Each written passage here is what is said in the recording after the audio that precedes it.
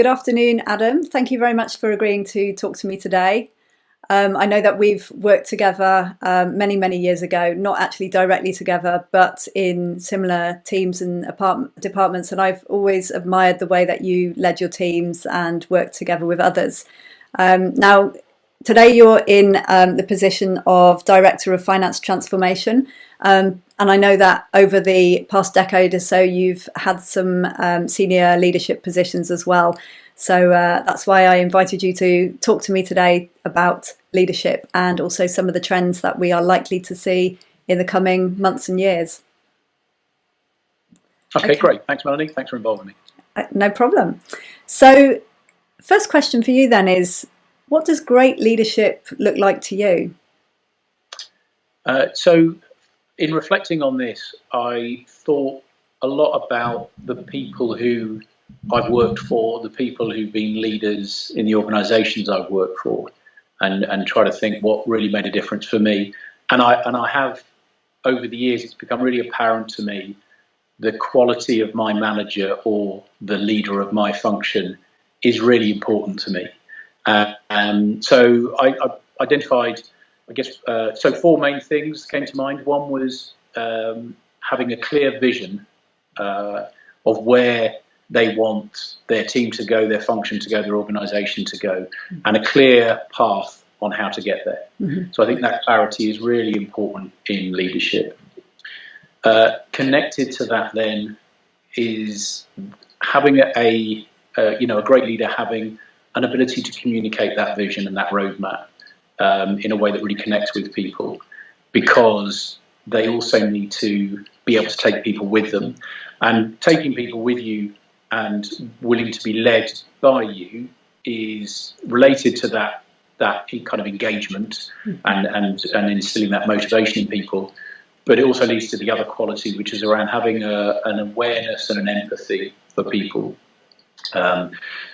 because that doesn't just compel people to go with you. They have you win their hearts and minds, and they want to be a part of where you're going because they buy into the vision, the way you've articulated it, and you have an ability. One has an ability, a great leader has an ability to get the best out of those individuals.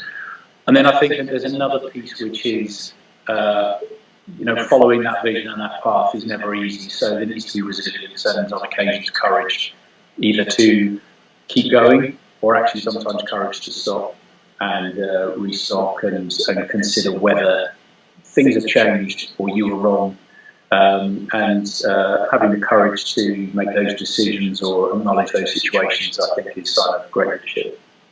Great. There's some great traits that are coming out there. So thank you for that. No problem. So in terms of self-leadership then, what do you interpret by this term and how do you practice it? Yeah, that was an interesting one, because I don't know about I've never really thought about self-leadership. I definitely think a lot these days around self-awareness, and that was the first thing I wrote down here. I'm not quite sure how to think about leadership relating to self, but in terms of how one can operate most effectively, I think being aware of oneself and really understanding what makes you tick, understanding what excites you, what motivates you, what your triggers are, what your blockers are, I think is a really critical part of just being effective, I think. So something I've been much more aware of over the last maybe 4 or 5 years is what makes me tick, what are the things that I need to be aware of. And there's those big things to be aware of, but also I think there's that being aware in the moment of what has suddenly shifted your mood, one's mood. So I think self-awareness feels like a really important point. And self-leadership, for me, the next thing I thought about was being really clear what my priorities are. So whether it's self-leadership for me or generally, it's know your priorities, know what's important to you. It can be quite easy to get swept along by what's important to other people, and taking time to think what is important for you, which I think is really coming back to the situation we're in at the moment. Now is really quite an interesting time for people to reconsider what's important to them, because their world order has been shifted substantially. Absolutely. And created a different environment, different working environment, different family environment, social environment. And it may bring into sharp relief what one's priorities are. And then the last point that came to mind was, having the confidence to pursue those priorities.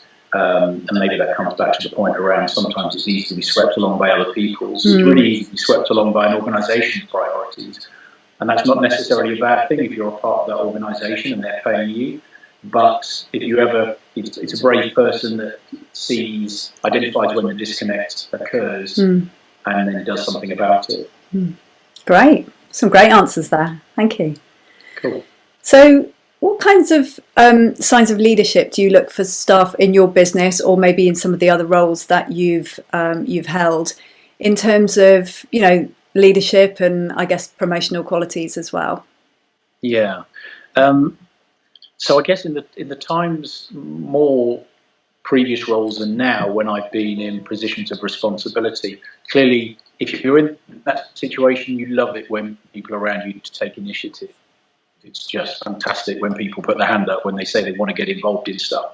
So that willingness to take the initiative, take responsibility, is a really powerful kind of marker, I think, of people who kind of naturally have the confidence to lead. So I think that's really key. The other quality that's always interesting to observe is to what extent how they're respected by their peers, people above them, people below them, and often people's skill set in managing relationships can be quite different in those different dimensions, up, beside, and down. And I think a leader needs to be really good at managing in all those directions, not just managing upwards at the detriment of the relationship with the people beneath them. So I think that ability to be respected, to take people with you, I think is a really real key marker.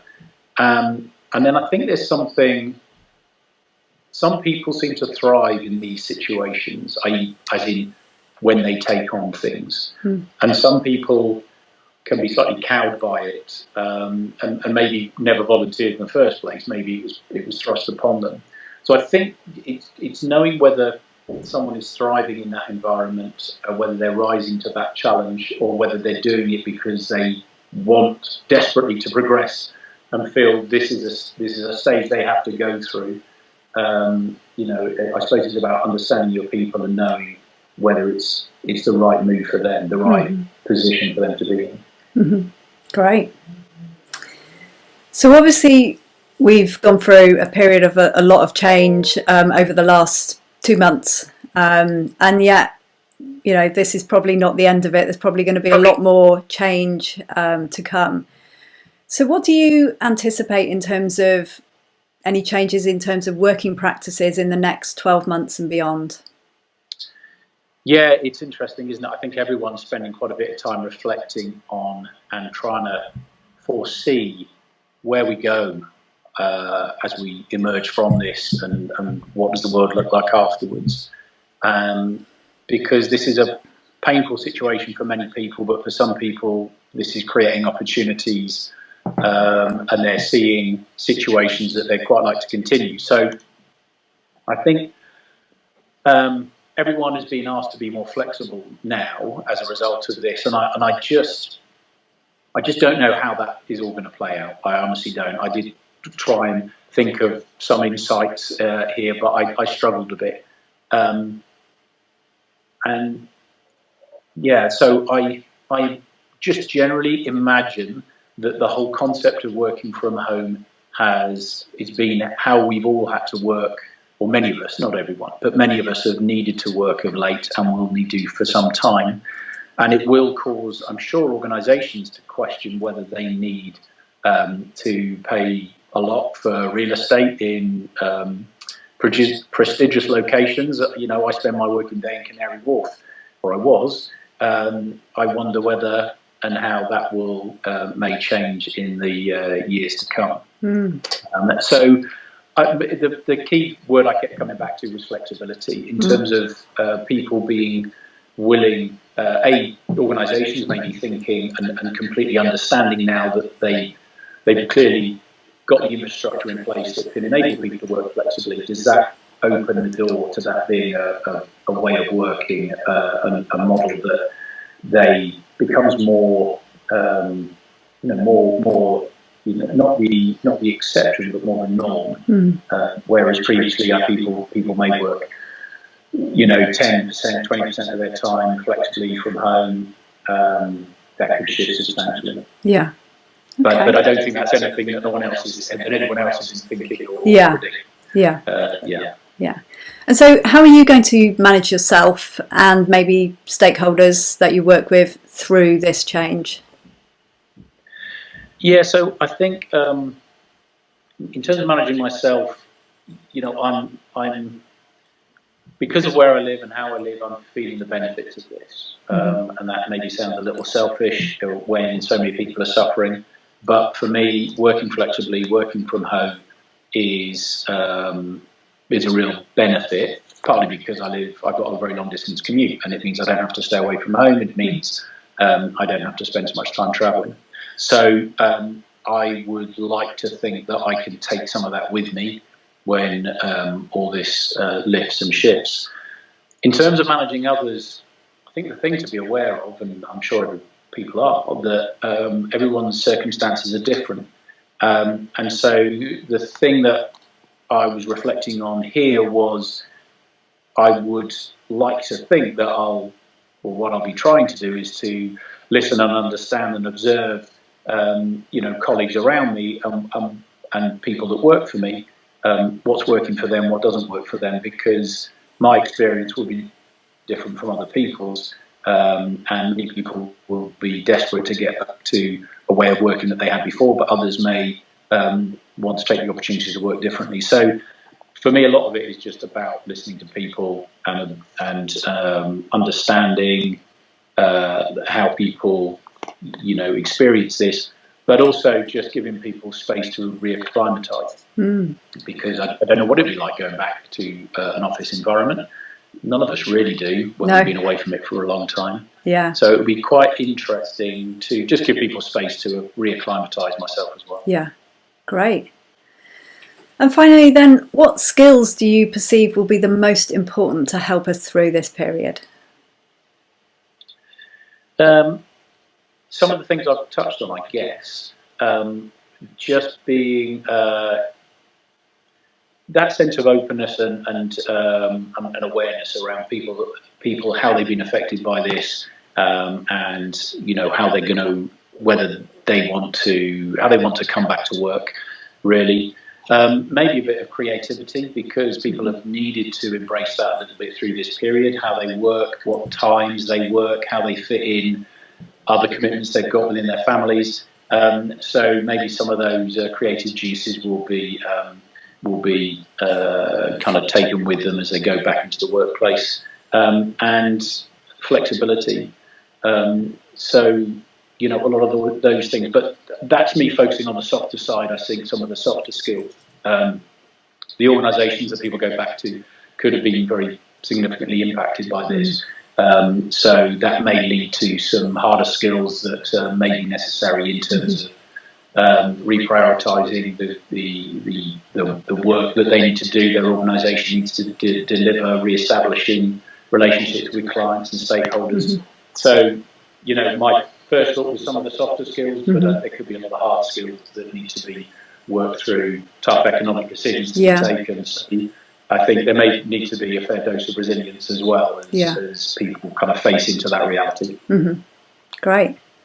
Well, thank you so much. It's been great to talk to you today and to learn some of your insights, and hope to catch up with you again soon.